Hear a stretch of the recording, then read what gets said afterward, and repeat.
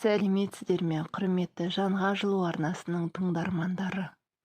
Бұл әңгімені соңына дейін тыңдап, өздеріңіздің пікірлеріңізді қалдыра отырыңыздар. Ауылдың шетінде ескі алма бағының жанында бір қабатты үй бар еді. Ол үйде Мирастың бала кезден қалыптасқан талай естелігі бар. Көрші-қолаң да оны жақсы білетін. Әке-шешеден қалған қара шаңырақты Мирастың ағасы иеленді деп. Өйткені үлкен ұл қалаға кеткенмен ауылдағы үйді қараусыз қалдырмай анда-санда жөндетіп отыратын. Мирас болса шағын шаруашылығы бар, қолынан іс келетін, көп сөзге жоқ жігіт. Қалаға да тартып тұратын, ауылға да сіңісіп кеткен. Оның жүріс-тұрысына талай қызға қараушы еді. Бірақ бір ғажабы, Мирас әлі үйленбеген. Жаздың соңғы күндерінің бірі болатын. Қалада тұратын ағасының әйелі Гүлназ ауылға көшіп келді. Үйдегі екі баласын ертіп әкелген. Сылтауы қарапайым еді. Балаларды таза ауаға шығарсам, өзім де ауылда біраз тынығар едім. Ал шындығында күйеуі вахтаға кеткен. Бір ай емес, 2 айға кететінін айтып, артығын қоса жеткізген. Алғашқында ешкім таңырқамады. Жеңгесінің ауылға келгені бұрыннан болатын жағдай. Тек бұл жолы ол ұзаққа қалды. Мирас ауыл ішімен көлігін айдап өтіп бара жатып, шаңырақ алдындағы балаларда ойнап жүрген жеңгесін көрді. Балалар қуанып, «Мирас аға!» деп жүгіріп келді. Мирас та жылы шырай танытып, оларды көтеріп, ойнатты. «Ағам қайда?» деді ол жай ғана. «Ой, вахтада ғой, тағы да ұзаққа кетті», деді жеңгесі күрсініп. Осылайша күндер өте берді. Мирас үй шаруасымен жүргенде анда-санда жеңгесіне көмектесіп қояды. Балаға қарасып, кейде дүкеннен азық-түлік әкеліп береді. Мұның бәрі көршілер бірден аңғарып қойды.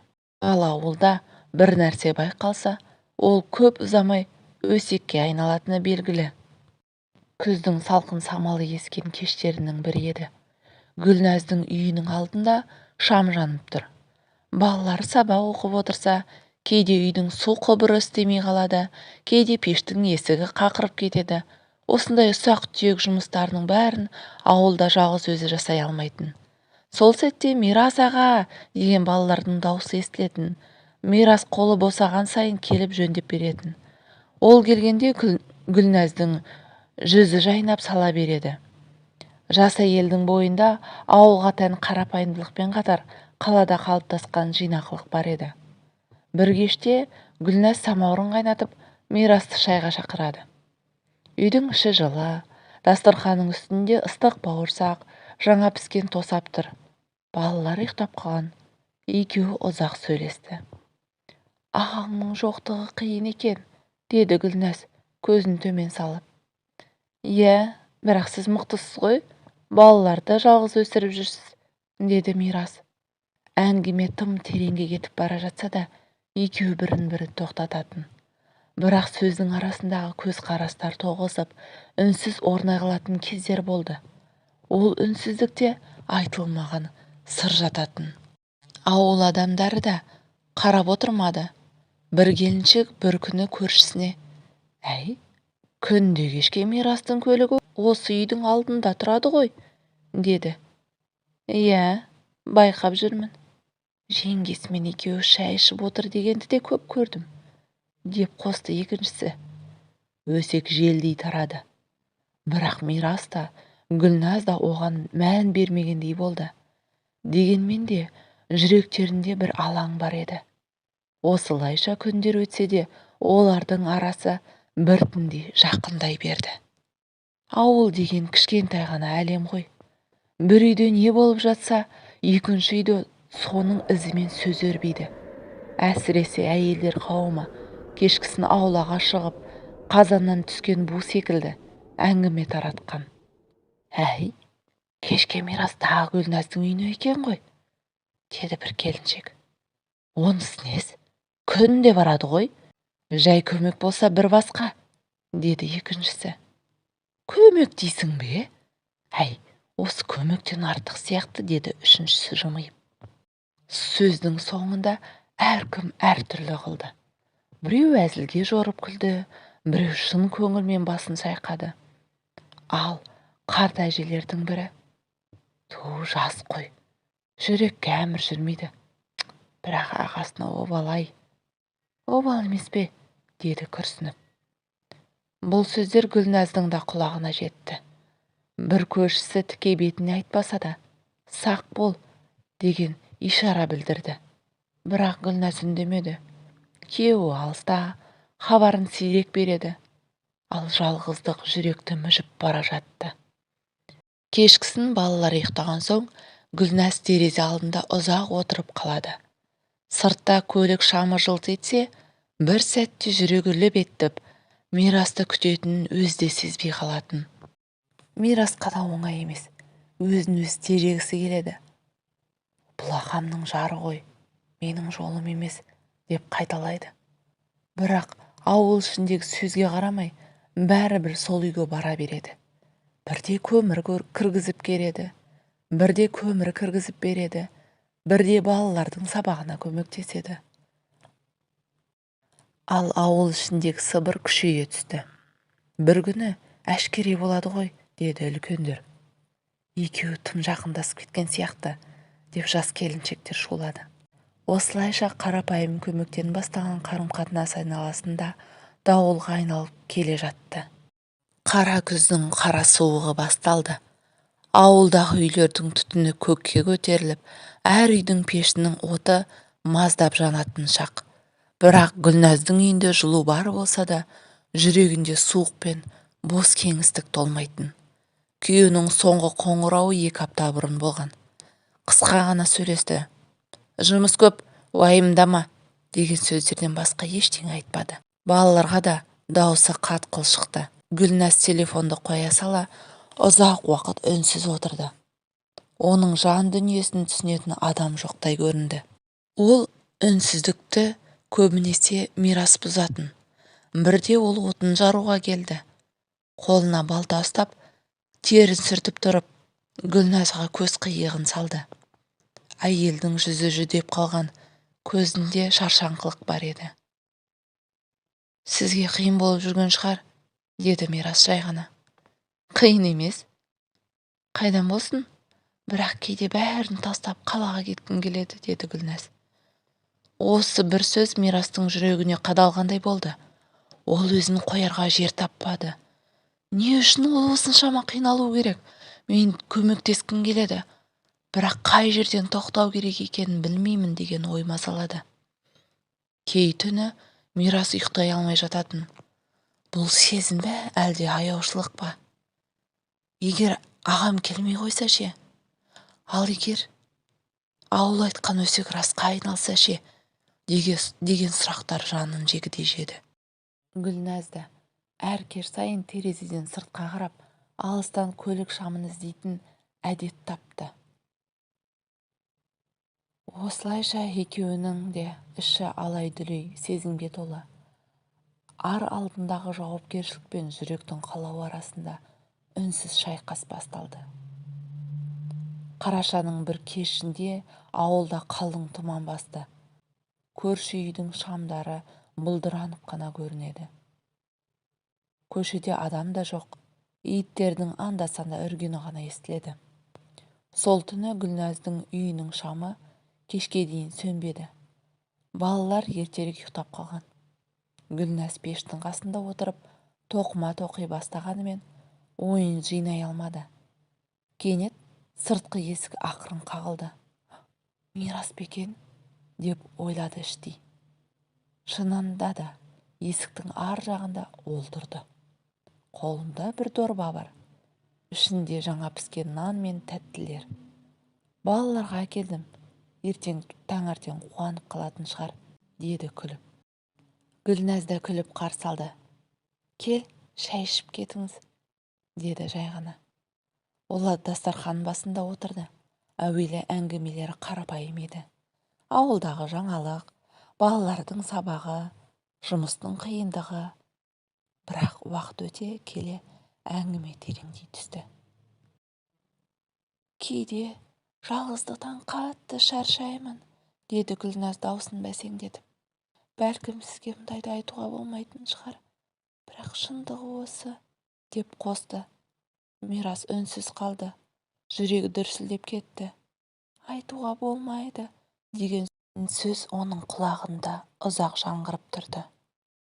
Мен түсінемін, деді ол ақырын. Бірдеңе айтқым келеді, бірақ ағама адалдығым жібермейді. Екеуі бір сәт үнсіз қалды. Терезеден тыс қары тұман арасында шам әлсін-әлсін жылт етіп тұрды. Үйдің іші тым жылы, бірақ екеуінің арасында әлде қайдан ыстық толқындар тарағандай болды. Сол түні олар ұзақ отырды. Әңгімеден әңгіме шығып, уақыттың қалай өткенін байқамады. Шай құйылған кеселер босап, пештегі оттың шоғы сөнгенше отырды. Бұл кеш екеуінің тағдырындағы шекара болғандай еді. Одан әрі бұрынғыдан қарапайым қарым-қатынас қайтып келмейтінін екеуі де іштей сезді. Қыс кірді. Қар қалың жауып, ауыл іші аппақ көрпе жамылғандай тыныш еді. Бірақ адамдардың көңілі тыныш емес. Өсек күннен күнге өршіп, енді жасырын айтылмайтын болды. Көрші әйелдердің бірі базардан қайтып келе жатып, жолда Мирасты Гүлнәздің үйінің алдынан көрді. Қолында қапшық, ішінде азық-түлік. Күнде барады ғой, бұдан артық дәлелдігінің керегі не? Деді ол қасындағысына. Сол-ақ екен, ауыл іші гу ете қалды. Бір күні кешкісін ауыл дүкеніндегі топтасқан әйелдер Гүлнәзді көрді. Бірі шыдай алмай: Гүлнәз, біз сені әрине сыйлаймыз, бірақ мына жүрісің дұрыс емес қой, деді тіке. Гүлнәздің беті ду ете қалды. Не айтып тұрсыз? Мирас тек көмектесіп жүр ғой, деді күбірлеп. Көмек пе, әлде басқа ма? Оны сен екеуің ғана білесіңдер, бірақ ауыл сенбейді енді, деді тағы бір қатқыл үнмен. Гүлнәз дүкеннен шығып кеткенше артынан сыбыр толастамады. Ол үйге келіп, көзіне жас алды. Көңілінде қорқыныш пен ашу араласып жатты. Неге бәрі түсінбейді? Неге олар үшін бәрі жаман болып көрінеді деп ойлады. Сол түні Мирас та тыныштық таба алмады. Бір танысы оны тоқтатып: Мирас, біз сені сыйлаймыз ғой, бірақ абай бол, ағаңның артына дақ түсірме, деп ескерту жасады. Бұл сөз жүрегіне қанжардай қадалды. Ол алғаш рет шынымен қорықты. Өзімнің емес, ағамның абыройына нұқсан келтіріп жатырмын ба, деген ой мазалады. Гүлнәз болса іштей мына ауылдан кетуді ойлап бастады. Бірақ оның балаларын қайда апарады? Қалаға барар болса, ол жақта жалғыз тірлік етіп, күн көру қиын еді. Ал Мирас пен Гүлнәздің арасындағы байланыс күн өткен сайын үзіліп қалудың орнына, керісінше, мықтырақ болып бара жатты. Дәл осы жақындық ауыл үшін үлкен қақтығысқа айнала бастады. Қаңтардың боранды бір күні болатын. Таңертеңнен бастап қар қалың жауып, ауылдың жолдарын бітей бастады. Дәл сол күні Гүлнәз балаларына кітаптарын жинап беріп, чемоданның түбіне киімдерін салып отырды. Кешеден бері оның ойы біреу-ақ: мына ауылдан менің абыройым қалмады. Неғұрлым тезірек кеткенім дұрыс. Қалаға барып, өз күнімді өзім көрермін. Терезеден сыртқа қараса, қар арасынан Мирастың көлігі келе жатқанын көрді. Еріксіз жүрегі шым ете қалды. Мирас үйге кіргенде чемодан мен сөмкелерді көріп, аң-таң болып қалды. Не істеп жатырсыз? Деді абыржып. Кетемін. Осы ауылдан да, осы өсектен де балаларыма осындай сөз естірткім келмейді, деді Гүлнәз. Мирас үнсіз тұрды. Бір сәт жүрегі алып ұшып, ойы аласұрды. Жіберейін бе, әлде тоқтатайын ба деген шешімсіздік жанын қинады. Гүлнәз, кетпеш, деді ақырын. Не үшін? Деді әйел, көзіне жас толып. Сені жалғыз қалдырғым келмейді. Балаларыңды да көмектескім келеді. Өсек ол ешқашан тоқтамайды. Бірақ біз шындықты өзіміз білеміз ғой. Гүлнәз оның сөзінен жүрегінің дірілін сезді. Бірақ бұл діріл қорқынышқа да ұқсайды. Білмеймін. Мирас, біз екеуміз дұрыс істеп жүрген жоқпыз. Ағаның алдында адамдардың алдында, деді ол жылап. Иә, бірақ сенсіз өмірімді елестете алмаймын, деді Мирас бір деммен. Әйел чемоданды ашпай, қайтадан бұрышқа қойды. Бұл шешімнің соңғысы емес, тек уақытша аялдағаны еді. Бірақ дәл сол сәтте олардың тағдыры бұрынғы арнадан ауытқып кеткенін екеуі де түсінді. Сыртта боран ұлып тұрды, ал үйдің ішінде жүрек пен ардың күресі одан да қатты күшейіп бара жатты. Бораннан кейінгі таң тымырсық тыныш еді, бірақ ауылдың ішінде тыныштық жоқ. Өсек енді сыбыр емес, ашық әңгімеге айналған. Көршілер бір-біріне бұларды тоқтату керек еді дегенді шығарды. Сол күні түстен кейін Мирасты ауыл ақсақалдарының бірі шақырды. Қарсы алдында 3-4 үлкен адам отыр. Үндемей қалу мүмкін емес еді. Мирас, балам, деді бірі ауыр күрсініп. Біз сені сыйлаймыз, бірақ елдің бәрі сені жеңгеңмен жүр дейді. Бұл үлкен ұят. Ертең ағасы келгенде не бетіңмен қарайсың? Мирас төмен қарады. Жауап таба алмады. Сөз жалған емес қой. Күнде көріп жүрміз. Бір сәттік сезім үшін әке-шешеңнің аруағына да, ағаңның абыройына да аяқ асты етпе, деді тағы бірі. Бұл сөздер Мирастың жүрегін қарып өтті. Ол өзімен күресіп жүргенін айтқысы келді, бірақ тілі бармады. Сол кеште дүкенге барған Гүлназды да әйелдер қоршап алды. Қатын басымен бүкіл ауылды ұялттың, деді біреу. Бала шағаңа обал емес пе? Деді екіншісі. Ауылдан кет, болмаса жұрт қолыңнан түбіне дейін апарып тастайды, деді үшіншісі. Гүлназдың көзіне жас парлап кетті. Ол ештеңе айта алмады, тек сөмкесін қысып ұстап үйіне қарай жүгірді. Үйге кіргенде Мирас та сонда отыр екен. Ол да қапалы. Екеуі үнсіз бір-біріне қарады. Сөздің қажеті жоқ еді. Екеуі де ауылды оларды ашық жау көре бастағанын түсінді. Түн ортасында Гүлназ ақырын ғана сыбырлады. Біз енді бұл жерде тұра алмаймыз. Мирас оның сөзін үнсіз қабылдады, бірақ жүрегінде от лаулап, шешімге жақындап келе жатқанын сезді. Ақпан айының қақаған аязды түні еді. Таң ата Гүлназ чемоданын қайтадан шығарды. Бұл жолы ол нақты шешімге келгендей көрінді. Балаларына жылы киімдерін кигізіп қойды. Жүрегі ауып тұрса да, кетемін деген ойынан тайынбады. Мирас сол сәтте кіріп келді. Үйдің ішіндегі көріністі көріп селт етті. Тағы да кетпекшісің бе? Деді даусы дірілдеп. Иә, бұл жолы шынымен кетемін. Бұлай жалғастыра алмаймын. Балаларымыздың өсектен қорғауым керек, деді Гүлназ. Мирас те жаны шырып тұрды. Ол бірақ қадам жақындап, мен сені жібермеймін, деді. Мирас, қойшы, ағаңның алдында да, адамдардың алдында да біз күнәға баттық.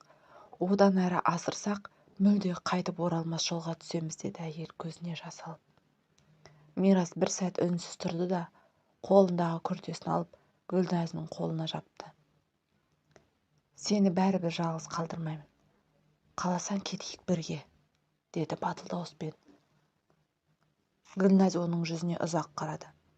Бұл сөзді естігенде жүрегі шым етті. Бір сәт жылынып кеткендей болды, бірақ қорқыныш та күшейді. Бәрін тастап кету дегенің үлкен қадам. Ал балалар ше, ағаң ше? Балалар сенікі ғана емес, менікі де болады. Ал аға, кешіремін білмеймін, бірақ мен сенсіз өмір сүре алмаймын, деді Мирас. Әйелдің қолдары дірілдеп тұрды. Бір жағында намыс, жауапкершілік, ал екінші жағында жүрек қалауы. Осы екі арада жаны қақ бөлінгендей еді. Ақыры ол чемоданды орнына қойды. Бірақ енді шешімі анық болды. Бұл ауылда қалмайды. Тек бір сұрақ қана. Жалғыз кете ме, әлде Мираспен бірге ме? Қыс созылып бара жатты. Ауылдардың көбі Мараттың келуін күтіп жүрген. Вахтасы бітер, сосын бәрі орнына келеді деген үміт қана ұстап тұрғандай. Бірақ айлар өтті, Марат келмеді. Телефонда жиі сөндірілді. Әуелде жұмыс шығар деп жұбатқан ауыл енді күдіктене бастады. Бәлкім оралмайтын шығар деген сыбыр көбейе түсті. Гүлназ болса әр күн сайын іштей қиналатын. Таң сайын балаларына қарап, олардың болашағы үшін сабыр ет деп өзін тоқтатқан. Бірақ мирас жанынан шықпайды. Қыстың қақаған аязында да, ауылдың іші у-шу өсекке толса да, Гүлназдың үйіне бір сылтаумен соғып жүрді. Көршілердің көзқарасы ауырлай түсті. Енді жасыра алмайтын болды. Ағасының жоқтығын пайдаланып отыр деген сөздер айтылды. Гүлназдың жүрегі екіге бөлінгендей. Бір жағынан ар намыс, елдің сөзі, екінші жағынан жалғыз қалған жанын жылытқан мирас. Бір күні кешкісін мирас келді де тікелей айтты. Гүлназ, бұл жалған үмітті қояйық.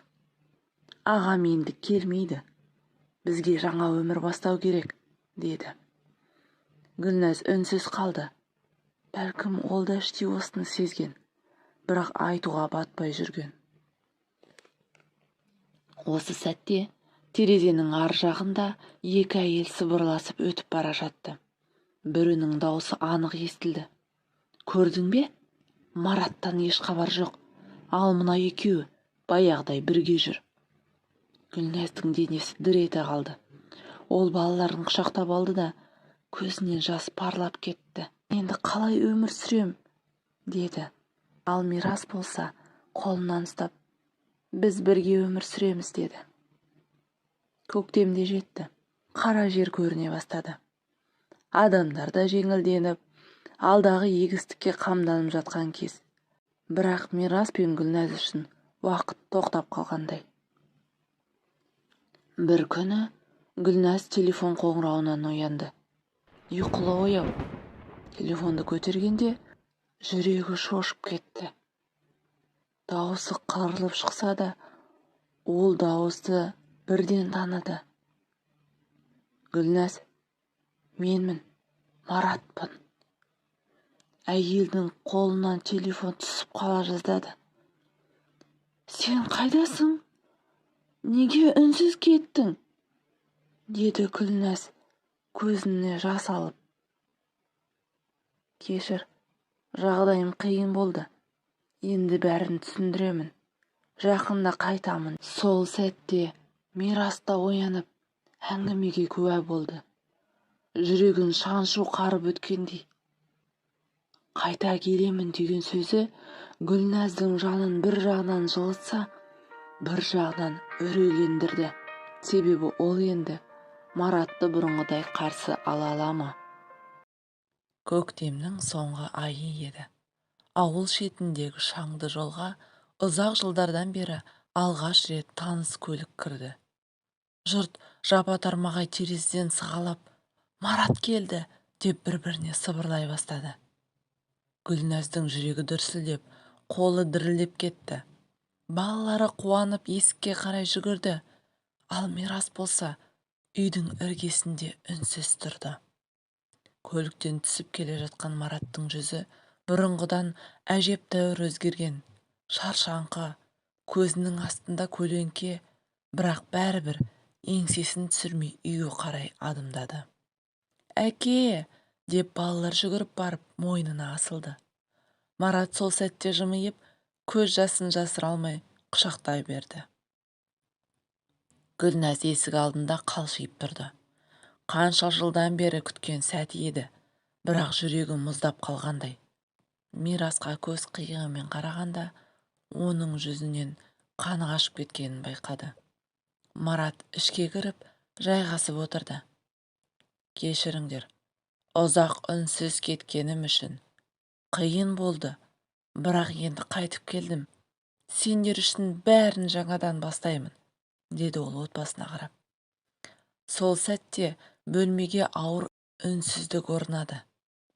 Балалар ғана мәз, әкесін айналшықтап жүр. Ал Гүлназдың көкірегін екі түрлі сезім жегідей жеді. Осы жылдардағы жалғыздығымды, мирастың қамқорлығын қалай ұмытам? Ал мына тұрған күйеуімді қалай қабылдаймын? Мирас болса сыртқа шығып кетті. Ағасының жүзін көргенде жүрегіндегі от лап еткенмен, соны баса алмай іштей тұншықты. Ауыл адамдары болса, бітті, енді бәрін орнына келеді қазір, десті. Бірақ шын мәнінде ештеңе біткен жоқ, керісінше ең үлкен сынақ енді басталған. Марат ауылға келген соң алғашқы күндері бәрі біртүрлі көрінді. Үйде бұрынғыдай күлкі де, әңгіме де жоқ. Балалар мәз, әкесінің қасынан қалмайды. Бірақ Гүлнәздің жүзіндегі әлдебір мұңды Марат байқамай қалған жоқ. Кешкісін ол әйеліне қарап, саған ауыр болғанын білемін, бірақ енді бәрі өзгереді, деді. Гүлнәз басын изегенімен іштей үнсіз күресті. Ол мирассыз күндерін елестете алмай бара жатты. Ауылда тынышталмады. Марат қайтып келіпті. Бірақ анау жеңгесі мен мирастың арасындағы баяғыдан белгілі ғой деген өсек өршіп тұрды. Қайда барса да Гүлнәздің артынша сыбыр естиді. Балаларына дейін елеңдеп қалғандай. Ал мирас болса, ауылда бұрынғыдай еркін жүре алмады. Әр адымын сезіп, әр сөзін аңдып тұрғандай. Бірақ Гүлнәзді көрген сайын жүрегі шыдатпайтын. Көз қарастары түйісіп қалған сәтте екеуі де үнсіз қалады. Сол үнсіздіктің өзі мың сөзден де ауыр еді. Бірде Марат пен Мирас дастархан басында оңаша қалды. Марат бауырына көзін қадап, сен мен жоқта көп көмектесіпсің. Рахмет, Мирас. Балаларға, үйге қарасқаның үшін, деді. Мирас басын төмен салды. Бұл сөзді есту оған мақтаныш емес, жанын жаралаған жазадай тиді. Ол сол түні ұйықтай алмады. Ағам мені сенімді бауырым деп отыр, ал мен ше, жүрегім ше, деп сан рет ойланды. Ал Гүлнәз болса, терезе алдында ұзақ отырды. Іштей жалғыз сұрақ мазалады. Менің тағдырымды кім шешеді? Өзім бе? Әлде мынау жұрт па артымнан сөз айтатын, мені аңдып жүрген? Марат ауылға келген соң көп ұзамай жиналысқа, асқа, құдалыққа барып, елмен араласа бастады. Бәрі сырттай, жақсы келдің деп жылы қарсы алып алғанымен, арт жағында сыбыр тоқтамады. Бір күні кешкісін ауылдағы мінезі тік, сөзді ірікпейтін Күләш деген әйел Маратқа кездесті. Әй, Марат, сен өзі ұзақ жүрді ғой. Анау әйеліңді ауылда жалғыз қалдырып, шүкір, мирас бар әйтеуір, көп көмектесті, деп көзінің қиығымен. Алғашында Марат ештеңе түсінбей жымиып өтті. Бірақ Күләш сөзін жалғап кетті. Жалғыз әйел дегенді елге қалдыру оңай емес. Құдай сақтасын. Жұрттың айтқаны көп. Мараттың жүзі бірден сұп-сұр боп суып кетті. Ол әйелдің арам пиғылды сөзін жүрегіне тікей қабылдады. Үйге келген соң Гүлнәзді ұзақ үнсіз бақылап отырды. Әйелі бәз баяғыдай шаруамен жүр. Бірақ енді Мараттың көзінде күмән ұялады. Түн ортасында ол мирасты ойлады. Шынымен де бәрі айтқандай ма? Деген күдік миына кіріп алды да шықпай қойды. Ал Гүлнәз болса Мараттың көз қарасындағы өзгерісті сезіп, жүрегі дір етті. Білсе қайтем, егер бәрін сезіп қойса. Ауыл ішінде сыбыр өрттей тарап жатты. Маратқа айтып қойды. Енді екі бауырдың арасы ашылады деген қауесет күшейді. Мирас болса бұл жайды біліп қойды, бірақ ағасына тура айтуға, шындықтан қашуға да шамасы жетпейді. Жүрегінде бірақ ой тұрды. Не болса да Гүлнәзден бас тарта алмаймын. Түн тыныштығын жамылған ауыл қалың ұйқыға жатқанда Мараттың үйінде тыныштық орнамады. Ол төсекке жатып та, орындықтан тұрып та жанын қоярға жер таппады. Күләштің айтқан сөздері құлағында қайта-қайта жаңғырып тұрды. Таң алдында ол шешім қабылдады. Ас бөлмесінде Гүлназға көзін қадап отырып. Айтшы, Гүлназ, мен жоқта сенің өмірің қандай болды? Мирас шынымен сендерге қарайласты ма? Әлде жұрттың айтқаны рас па? Деп даусы қатаң шықса да, ішіндегі діріл бар еді. Гүлназдың қолынан кесе сусып түсе жаздады. Жүрегі тарсылдап, демі қысылып қалды. Бірақ ол өзін ұстап. Мирас көмектесті, Балаларды қарады, үйге қолғабыс етті. Бірақ елдің сөзі олар қашан өсек қой. Сен соған сенесің бе? Деді көзін тайдырып. Марат үнсіз қалды, бірақ күмән оты өшпеді. Осы кезде сырттан дыбыс естілді. Есікті ашқанда табалдырықта Мирас тұрды.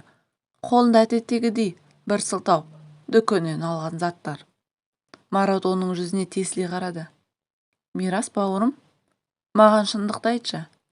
Сен мен жоқта Гүлназға не болдың? Деді. Аулада ауыр үнсіздік орнады. Мирас ағасының көзінше алғаш рет не айтарын білмей қалды. Жүрегі қақ айырылып, екі оттың ортасында қалғандай, бір жағы ағаға деген адалдық, екінші жағы жаулап алған махаббат. Гүлназ болса қабырғаны ұстап, демін ішіне тартып тұрды. Бұл сәт бәрін шешетін сәт екенін ол анық сезді. Мараттың сұрағы ауада қалың тұмандай ілініп қалды. Екеуінің арасындағы үнсіздік әр секунд сайын жанды қысып бара жатты. Мирас басын төмен салды. Жүрегінің дүрсілі сыртқа шығып тұрғандай. Аға, деді ол ақырын ғана, бірақ ары қарай сөзін жалғастыра алмады. Гүлназ оның бетіндегі қиналысты көріп, ішін өрт шалды. Егер Мирас шындықты айтса, бәрі күйіп кететіні анық еді. Ал егер үндемесе, оның жүрегі жанып кетеді. Ол дірілдеген дауыспен сөз бастады. Марат, сен мені білесің. Мен ешқашан ардан аттамаймын. Мирас сенің орныңды басқан жоқ. Ол тек бауырың, балаларға қамқор болған аға болды. Елдің сөзі, ол елдің сөзі ғой. Құр өсектен басқа түк білмейді. Бұл сөзді айту Гүлназ үшін қанжарды жүрекке сұғып алғанмен бірдей болды. Өйткені шындықтың бір бөлігі ішінде қылт етіп қалған. Марат ұзақ қарады. Көзінде сенім мен күдік қатар тұрды. Ал Мирас, сен не дейсің? Деді ол, бауырына тіке көз салып. Мирас жұдырығын түйіп алды да, әзер дегенде тіл қатты. Аға, мен сенің амандығыңды ойлап жүрмін. Балаларға қарайластым. Гүлназға жаман ойын болған жоқ. Даусы дірілдеп шықты. Бұл сөзді өзі айтқанымен іштей жанып бара жатты.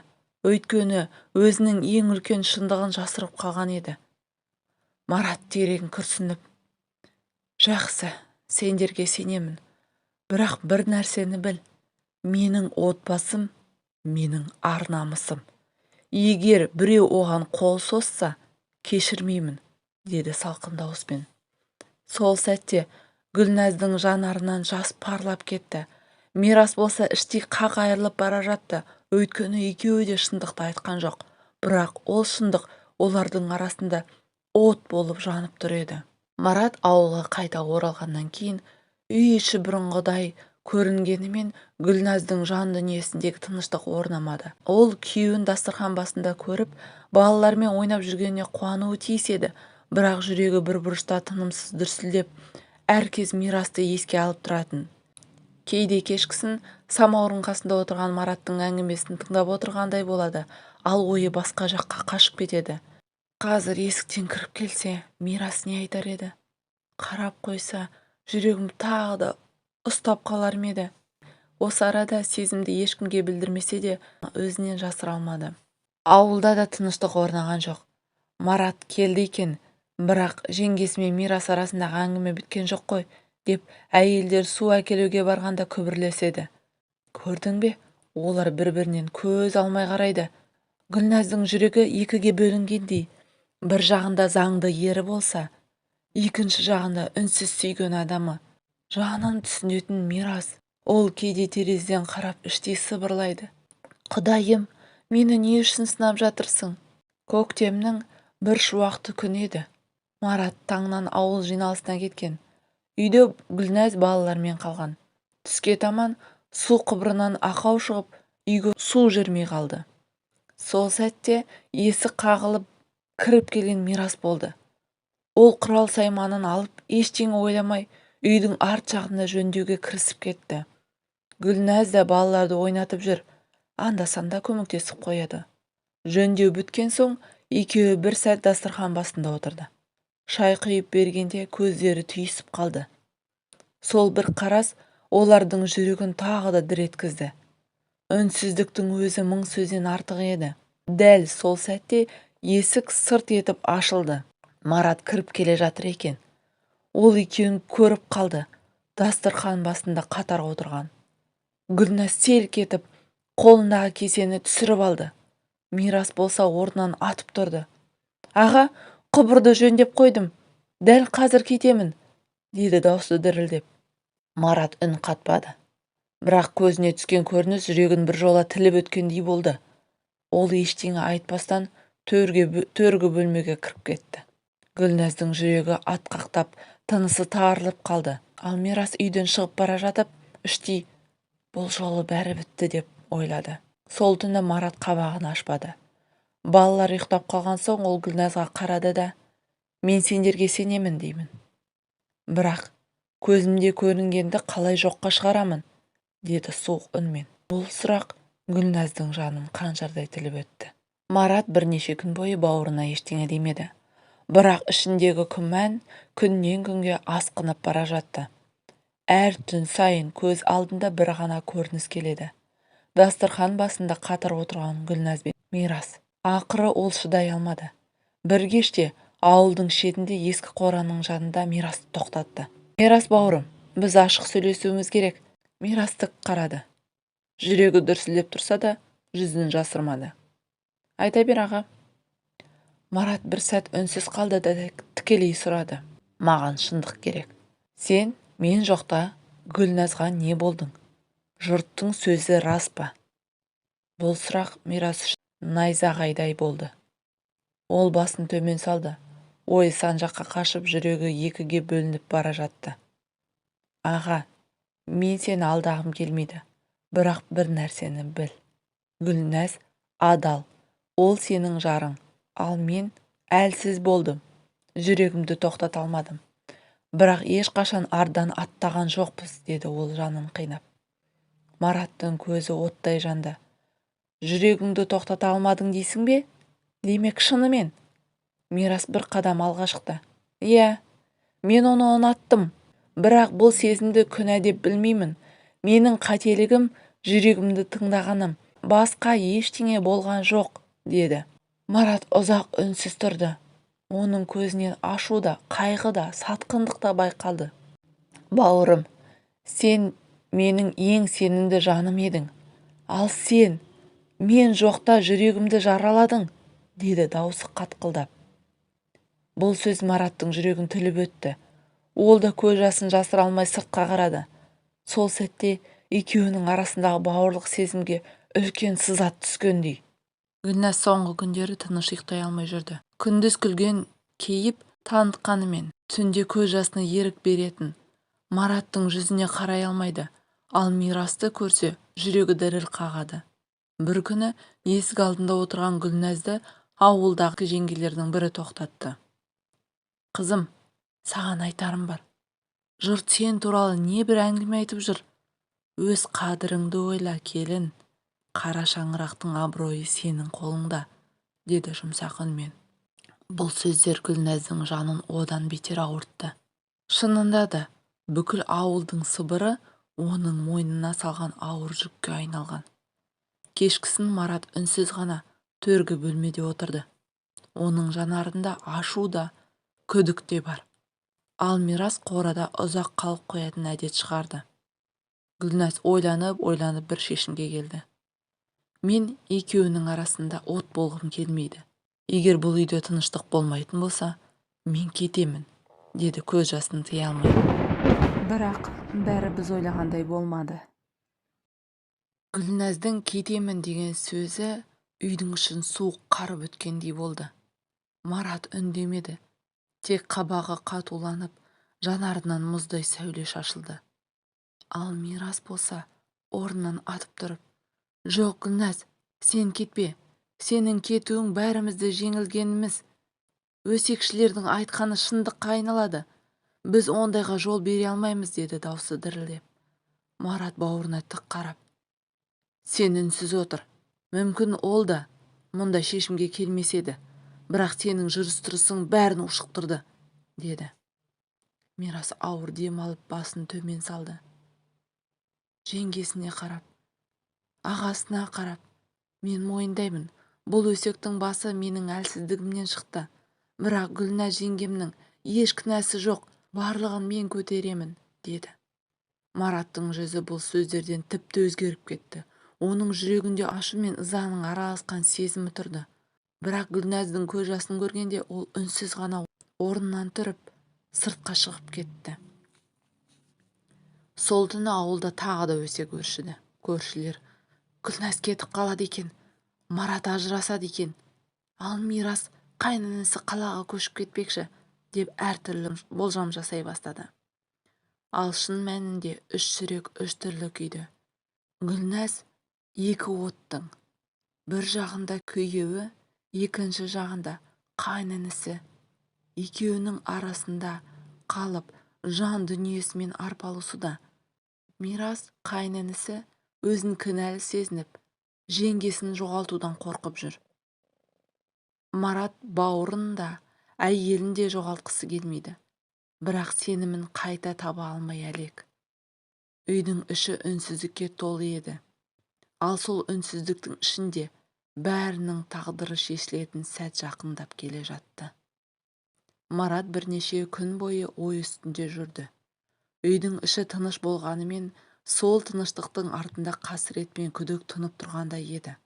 Бір кеште ол дастархан басында үнсіз отырған Гүлназ бен Мирастың алдында жайлап отырды. Енді бұлай жалғаса алмаймыз, деді сабырлы дауыспен. Гүлназдың қолы дір етті, ал Мирас тікелей қарауға батылы жетпеді. Мен сендерге сенім артып едім. Бірақ қазір жүрегім үшке бөлінгендей. Бір жағы әйелім, бір жағы бауырым, бір жағы намысым. Қайсысын таңдасам да біреуіңді жоғалтатынымды білемін, деді Марат.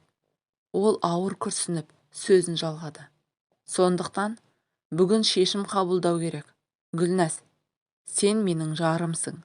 Егер менімен қалғың келсе, Мираспен арадағы күмәнді біржолата доғарасың. Ал егер жүрегің басқаға ауған болса, айт.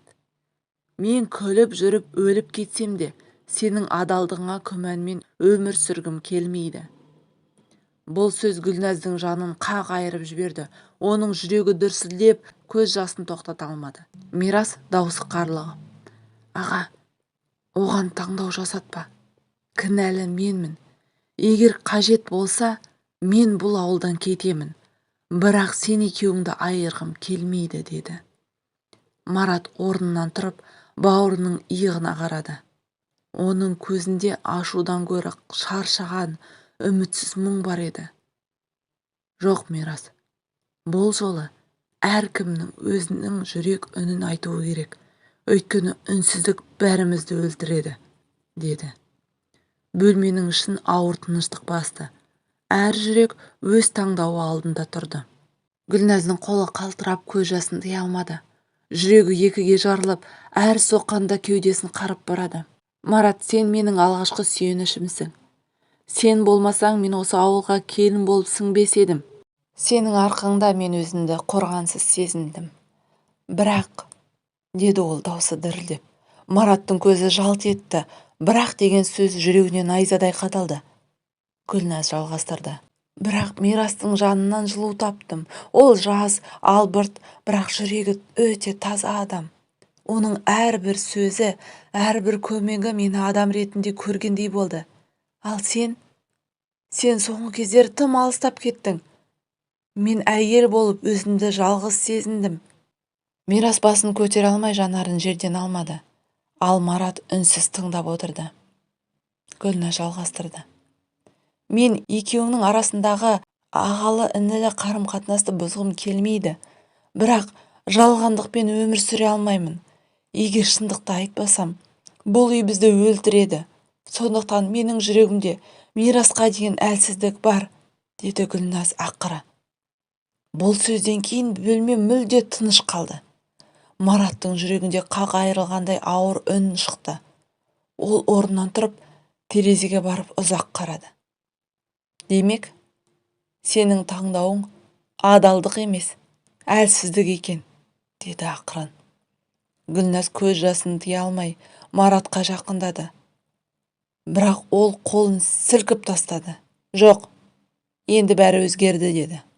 Мирас болса орнынан тұрып, аға, кінәлі менмін. Ол үшін емес, мен үшін кінәлі сезінеді. Егер біреу кету керек болса, ол мен болайын деді. Аға, ол кінәлі емес, кінәнің барлығы менде. Мен сезіміме ерік беріп қойған. Үш жүрек, үш тағдыр бір сәтте мүлде басқа арнаға бұрылып бара жатты. Марат терезеден сыртқа ұзақ қарады. Түн қараңғылығы қалдыңдатып, ауыл іші үнсіздікке батқан. Бірақ оның ішкі дүниесі алай-дүлей дауылға толы еді. Ол ақыры бұрылып, екеуіне тік қарады. Жарайды, мен шешім қабылдадым, деді сабырлы, бірақ жүрекке ауыр тиетін үнмен. Гүлназдың көзі шарасынан шыққандай болды. Мирас та демін ішіне тартып тыңдады. Мен сендерге сенім артып едім. Бірақ сенім әйнек сияқты. Бір сынса, қайта бүтінделмейді. Сенің жүрегің басқаға бұрылғанда, Гүлназ біздің шаңырағымызды қиратты. Ал сен, Мирас, бауырым болса да, маған ең ауыр соққы салдың, деді даусы қалтырап. Марат үнсіз тұрып, сондықтан мен кетемін. Бұл үйде енді менің орным жоқ. Сендер қалағандай бірге болыңдар, бірақ бір нәрсені ұмытпаңдар. Сендер бақыт тапсаңдар да, менің жүрегімнің жарасы жазылмайды, деді. Бұл сөз екеуінің де жүрегін қанжардай тіліп өтті. Гүлназ тізерлеп, жылап, жоқ, Марат, сенсіз өмірімнің мәні жоқ. Мен тек шындықты айтқым келді. Менің жүрегім бәрібір сенікі, деп даусы дірілдеп жалбарынды. Мирас болса, көз жасын жасыра алмай, аға, тоқта, егер сен кетсең, бәрі бітеді. Мен кетейін, ауылдан да, елден де кетейін, бірақ сен шаңырағыңды тастама, деді. Мараттың шешімі өзгермеді. Оның көзінде терең мұң ұяласа да, ішінде бір қайсарлық пайда болғандай. Жоқ, бәрі кеш. Мен екеуіңді де кешіре алмаймын. Бұл ауылда да, бұл үйде маған тыныштық бермейді, деді де есікке қарай беттеді. Сол сәтте Гүлназдың да, Мирастың да өмірі мәңгіге өзгеріп бара жатқаны белгілі болды. Марат кетуге дайындала бастағанын ешкімге айтпаса да, ауылда сыбыс әп-сәтте тарап кетті. Марат үйін тастап кетіп бара жатыр екен, деген сөз ауылдың әр бұрышына жетті. Кешке қарай үйдің ауласында ауылдың үлкендері жиналды. Ақсақалды қария Құрымбай ақсақал сөз бастады. Әй балам, шаңырақты шайқалтпау керек. Ер азаматтың кетуі ұрпақтың үзілуі. Қайда барсаң да жүрегіңді ала кетесің, бірақ ата-бабаның ізі қалар, деді ақырын ғана. Жанындағы әйелдер де араласты. Гүлназдың кінәсі жоқ қой. Өсек сөздің жетегіне кетмеңдер. Ертең бәрі ұмытылады. Сендер тек аман болсаңдар болғаны, деді. Марат үнсіз тұрды. Оның жанарында өкпе мен қасірет те бар. Мирас орнынан тұрып ауылдың алдына бас иді. Кінәлі мен, ағамды да, жеңгемді де ұятқа қалдырдым. Егер біреу кету керек болса, мен болайын. Тек Марат ағаға ауылдан кетпесінші, деді. Бұл сөз жұртты бір сәтке үнсіз қалдырды. Бірақ Марат басын шайқады. Жоқ, бауырым, сен кетіп құтқармайсың. Менің ішімдегі жара сен кеткенмен де жазылмайды. Менде сендерге деген сенім қалмады, деді. Гүлназ жылап жіберді. Марат, мен сенің алдыңда тізерлеп кешірім сұраймын. Бірақ менің жүрегім бәрібір саған байланған. Қалшы, маған бір мүмкіндік берші, деді. Ауыл адамдары Гүлназға қосылып Маратты тоқтатуға тырысты. Бірақ Марат қасарысып көзін төмен салды. Менің шешімім өзгермейді. Бұл ауылда қалсам, бәрінің көзінде күдік көремін. Одан да жалғыз кеткенім артық, деді. Сол түні ауыл үстінде ауыр үнсіздік орнады. Үш тағдырдың қиылысқан түйіні шешілмей тұрды. Таң ата Марат жолға жинала бастады. Кішкене сөмкесін алып, ең керекті заттарын салды. Үйдің іші тып-тыныш еді. Гүлназ жылап отыр. Мирас болса, қора жақта басын құшақтап отыр. Марат ауылға шығып, ескі көлігінің есігін ашқаны сол еді. Кенеттен ауылдың шетінен дабдырлаған дауыстар естілді. Жұрт шулап, бір жаққа қарай жүгіріп бара жатты. «Не болды?» деп сұрады ол қасына келген көршіден. «Өзеннің жағасында балалар ойнап жүріп, суға кетті» дейді көрші тұншыға сөйлеп. Марат еш ойланбастан солай қарай жүгірді. Ауыл адамдары топталып айқайлап тұрған еді. Су ішінде екі бала жанталасып батып барады. Көпшілік үрейленіп бір-біріне қарай берді, бірақ ешкім секіріп суға батылы жетпеді. Сол сәтте Марат жалма-жан суға қойып кетті. Толқын қатты, су мұздай еді. Бірақ ол бар күшімен жүзіп барып, балаларды құтқарып жағаға шығарды. Жұрт шулап, қол соғып, «Марат, батыр!» деп айқайлады. Ал өзі болса суықтан қалтырап, тізерлеп отырып қалды. Гүлназ көз жасын сүртіп, Мирас қасына жүгіріп келді. «Аға, сен біз үшін ғана емес, бүкіл ауыл үшін керек адамсың», деді Мирас. Ал Гүлназ болса дірілдеп, «Марат, сенсіз біз тірі өлікпіз, сен кетсең бізді тағдыр кешірмейді», деді. Марат үнсіз қалды. Оның жүрегінде қасірет те, мақтаныш та, үміт те қатар соғып тұрды. Бірақ бір нәрсені анық сезді. Оның қажет екенін бәрі мойындады. Өзен жағасында болған оқиға Мараттың жан дүниесін төңкеріп жіберді. Бүкіл ауыл оған алғысын айтып, батыр атандырды. Бірақ оның жүрегіндегі жара әлі де жазылған жоқ еді. Сол түні ол жалғыз отырып ұзақ ойланды. Алдында екі жол тартылып тұрғандай. Ауылда қалу, шаңырақты сақтап, Гүлназға тағы бір мүмкіндік беру. Бірақ күдікпен, сенімсіздікпен өмір сүру. Екінші жолы кету. Бәрінен бас тартып, жаңа өмір бастау. Бірақ артында қираған отбасымен өкініш қалдыру. Марат таң атқанша көз ілмеді. Таңғы намазын оқып болған соң, жүрегі бір шама жеңілдегендей болды. «Я Алла, мен әлсізбін. Жүрегімдегі жараны өзім емдей алмаймын. Жолымды сен көрсет», деп дұға жасады. Сол сәтте есік сыртындағы кішкентай балапанның шырылдаған даусы естілді. Марат шығып қараса, кешегі суға кеткен балалардың бірі есік алдында тұр екен. «Аға, анам айтты, егер сіз болмасаңыз, мен тірі болмас едім. Сізге үлкен рахмет», деді ол ұялып. Сол сөз Мараттың жүрегіне оқтай қадалды. Ол тізерлеп отырып баланың бетінен сүйді. «Жоқ, балам, сендердің аман болғандарың Алланың рахымы», деді даусы дірілдеп. Сол сәтте өзін осы ауылға бекер жібермегенін, бұл жерде өзінің әлі де миссиясы бар екенін түсінгендей болды. Бірақ Мирас пен Гүлназдың тағдыры ше? Оларды қалай шешпек? Марат көп ойланып, ақыры Гүлназ бен Мирасты шақырып, үшеуі бір дастархан басында тағы да жиналды. Бірақ бұл жолы бұрынғыдай емес, әркімнің жанарында ауыр салмақ тұрды. Марат баяу сөйледі. «Мен сендерді тыңдадым. Сендердің жүректеріңді де, өзімді де сынадым. Бірақ бір нәрсені анық түсіндім. Біз үш адам бір тағдырдың түйінін шешуге міндеттіміз. Әйтпесе бәріміз опат боламыз». Гүлназдың көзіне жас парлап кетті. «Марат, мен сенің кешіріміңе лайық емеспін. Бірақ менің жүрегім сенімен. Маған соңғы мүмкіндік берші».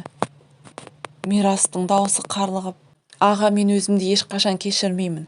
Бірақ сенің отбасыңды сақтап қалуың үшін қажет болса мәңгілікке кетуге дайынмын», деді. Марат екеуіне кезек қарап ауыр күрсінді. «Менің шешімім мынау. Мирас, сен бұл ауылдан уақытша кетесің. Жұрттың өсегі бастылғанша өзіңді де, бізді де азат ет». Мирас басын изеді. «Жақсы аға, мен кетемін, бірақ бір күні оралсам, сен екеуіңді бақытты күйде көремін деп сенемін», деді көз жасын жасырып. Гүлназ Мараттың қолынан қысып, «Мен енді ешқашан сенен алыстамаймын. Сен менің жалғыз сүйенішімсің», деді жылап.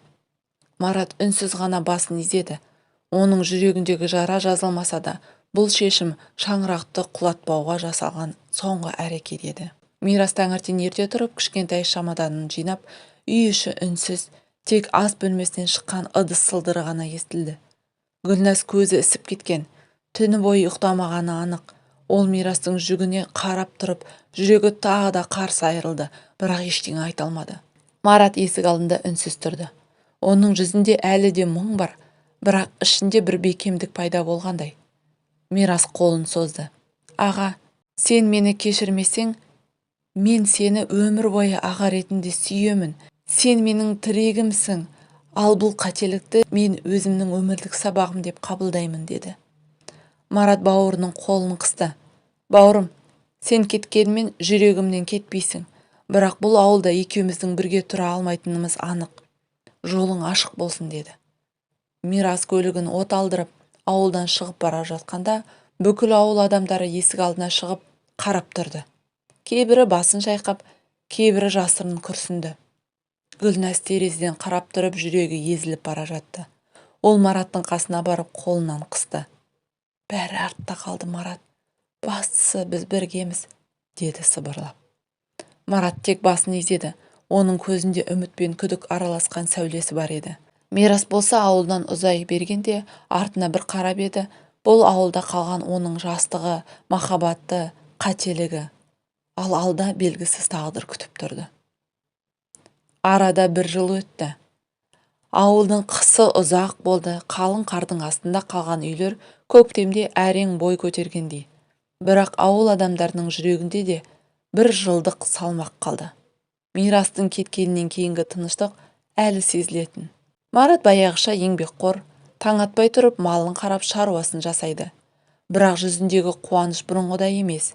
Жанында Гүлназ бар болғанымен, жүрегінің бір түкпірінде қақыраған жарық қалғандай. Гүлназ да өзгерген. Ол бұрынғыдай елдің сөзіне назар аудармайды. Уақыт өте келе ауылдың әйелдері де өсек айтуын тоқтатты.